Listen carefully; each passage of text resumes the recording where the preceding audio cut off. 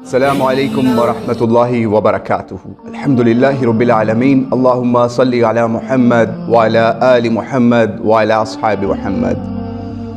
Message T V, engineer محمد علی مرزا صاحب اور مفتی طارق مسعود صاحب،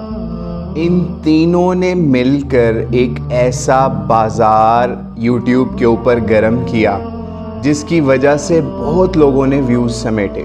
یہ ہماری اس ٹاپک کے اوپر پہلی ویڈیو ہے جب یہ مسئلہ کلوز ہو چکا ہے، تاکہ آپ کو اس کا انالیسس دے سکیں کہ اس کے اندر کس کا کیا کردار رہا،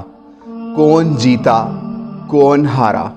مفتی طارق مسعود صاحب نے سب سے پہلی بد اخلاقی ریکارڈ کروائی جہلم کے چوک میں آ کر۔ جہلم پہنچ کر سب سے بڑی بد اخلاقی یہ ریکارڈ کروائی کہ مرزا صاحب میں آ گیا ہوں۔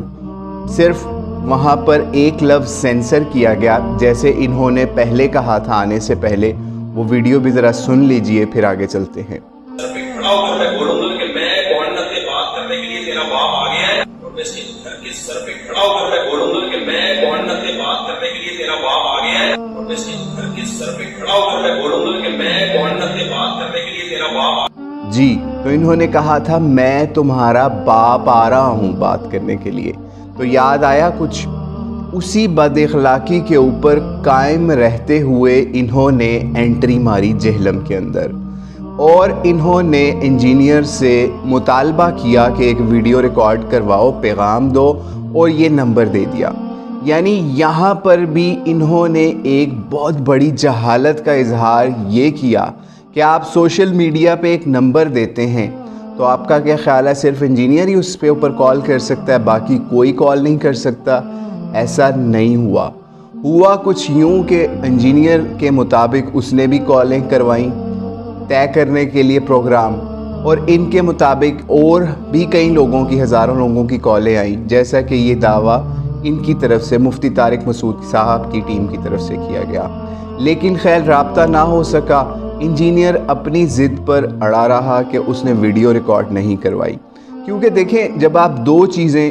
دے رہے ہیں، ایک طرف نمبر بھی دے رہے ہیں، ایک طرف ویڈیو بھی دے رہے ہیں، یا تو نمبر کا آپشن دیتے مفتی صاحب یا پھر ویڈیو کا آپشن دیتے۔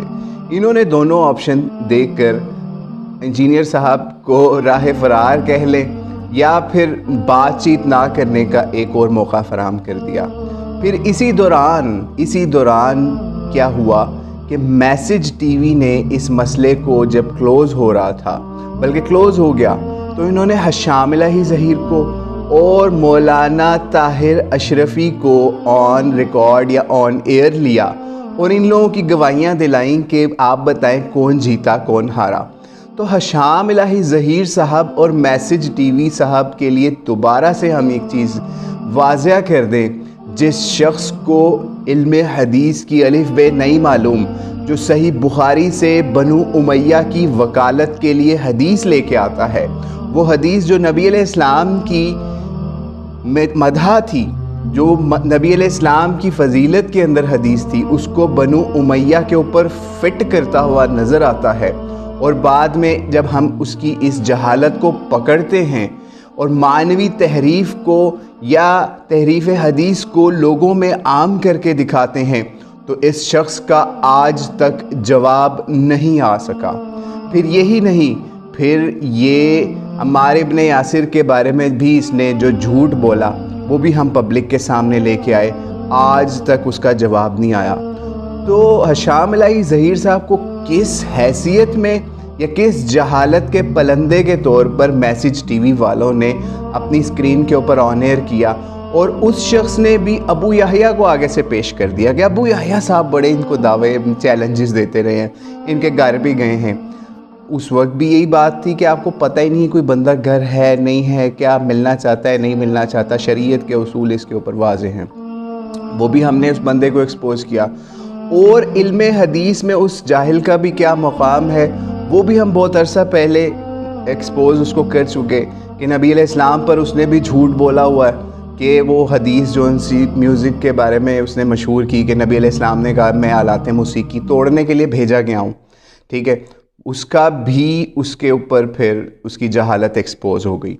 تو یہ لوگ میسج ٹی وی والے اپنے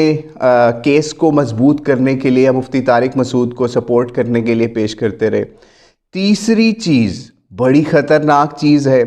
ہم اس کے بارے میں کچھ نہیں بولیں گے۔ مولانا اشرفی صاحب جو ہیں،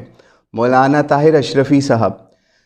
سوشل میڈیا کی دنیا میں اور خبروں کی زینت بننے کی دنیا میں یا حکومتی ملا بننے کی دنیا کے اندر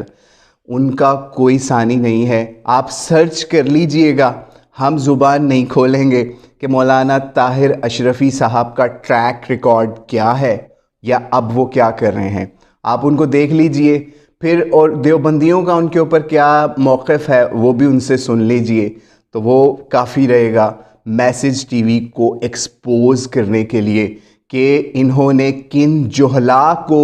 مفتی طارق مسعود کی فتح کو ڈکلیئر کرنے کے لیے سامنے لے کے آئے، کہ جو خود جہالت کے پلندے ہیں، حکومتی ملا ہیں، یا پھر کہیں پہ جہالت میں نبی علیہ السلام کے اوپر جھوٹ باندھتے ہوئے اور رنگے ہاتھوں پکڑے گئے نظر آئے ہوئے ہیں۔ اور اب ہم آتے ہیں انجینئر محمد علی مرزا کے اوپر کہ اس نے یہ ملاقات کی یا کیوں نہیں کی، یہ تو وہ خود ہی بتائے گا، ہم کیوں کسی کی وکالت کریں۔ لیکن بہرحال یہاں پر فتح کس کی ہوئی، شکست کس کی ہوئی؟ شکست ہوئی ہے مذہبی طبقے کی اور انجینئر محمد علی مرزا کے فینز کی، اور مفتی طارق مسعود کے اخلاق کی شکست ہوئی ہے یہاں پر، اور انجینئر صاحب کے بھی اخلاق کی شکست ہوئی ہے یہاں پر۔ یعنی یہ وہ لوگ ہیں جو اپنے آپ کو اپنے طبقے کا ریپرزنٹیٹیو کہتے ہیں، لیکن یعنی ایک دیوبندیوں کا اور دوسری طرف علمی کتابیوں کا جناب انجینئر محمد علی مرزا صاحب، لیکن دونوں میں اتنی ہمت نہیں تھی کہ اس ملاقات سے پہلے انجینئر کو کوئی کال جاتی، کوئی ای میل جاتی، کوئی میسج جاتی، کوئی ویڈیو آتی مفتی کی طرف سے، کوئی ایسا نہیں ہوا کہ ایک ٹائم اور ایک ٹاپک ڈیسائیڈ کر لیا جاتا۔ یعنی ایک طوفان بدتمیزی لگانا تھا مفتی صاحب نے، وہ لگایا، 48 گھنٹے کا ٹائم دیا، اور دنیا کوئی اتنی چھوٹی مطلب اتنی کوئی بڑی چیز نہیں ہے۔ اگر آپ نے دونوں نے ابھی بھی بات کرنی ہے تو آپ ابھی بھی آن لائن ڈیبیٹ بھی کر سکتے ہیں، بات چیت بھی کر سکتے ہیں، لیکن نہ مفتی اس کے اوپر آئے گا نہ انجینئر محمد علی مرزا آئے گا، کیونکہ دونوں نے اپنے فالوورز کو بے وقوف بنانا تھا، وہ انہوں نے بنا لیا۔ اور آخری بات کہ انجینئر کے فالوورز سمجھتے رہے کہ انجینئر اتوار کے علاوہ کبھی نہیں ملتا، تو وہ چیز بھی ایکسپوز ہو کے سامنے آ گئی کہ وہ شخص جو یزیدی ملا غامدی کا داماد اس کے پاس آتا ہے اسی ڈیٹ کو جس میں مفتی آتا ہے، دونوں کو وہاں پر دعوت بھی پیش کی جاتی ہے۔ اور اس کے ساتھ حمزہ علی عباسی جو قادیانیوں کا سپورٹر ہے، یعنی اس کا ایک پیمرا نے پروگرام بھی روکا پیچھے رمضان کے اندر، اس کے لیے انجینئر کے پاس ٹائم تھا، لیکن مفتی طارق مسعود کے لیے کوئی ٹائم نہیں تھا، حالانکہ دونوں یزیدی ملا ہیں۔ یعنی ایک طرف غامدی کا داماد جو وہ پروگرام ریکارڈ کروا رہا ہے کہ یزید پلید کی حکومت جو ہے وہ امت کے اوپر احسان کر کے گئے جناب معاویہ رضی اللہ تعالیٰ عنہ، یعنی وہ یزیدی ملا، اس کے لیے ٹائم ہے انجینئر صاحب کے پاس، لیکن دوسری طرف دوسرے یزیدی ملا مفتی طارق مسعود کے پاس کے لیے ملنے کے لیے ٹائم نہیں تھا انجینئر صاحب کے پاس۔ تو یہ اصل میں شکست ہوئی ہے اخلاقیات کی، اخلاق کا دعویٰ کرنے والے انجینئر صاحب کی اور اخلاق کا دعویٰ کرنے والے مفتی طارق مسعود صاحب کی۔ تو یہ اصل میں مذہبی طبقے کی شکست ہے کہ یہ لوگ اپنے 2.25 ملین یا 2 ملین یا کوئی 1.25 ملین کے فینز کو سنبھالے بیٹھے ہیں، لیکن ان کے اس ملک کی اوقات یہ ہے کہ جنت مرزا جیسی رنڈیاں یا طوائفوں کے 10 ملین فینز ہیں۔ اگر فینز پہ آنا ہے، فالوورز پہ آنا ہے،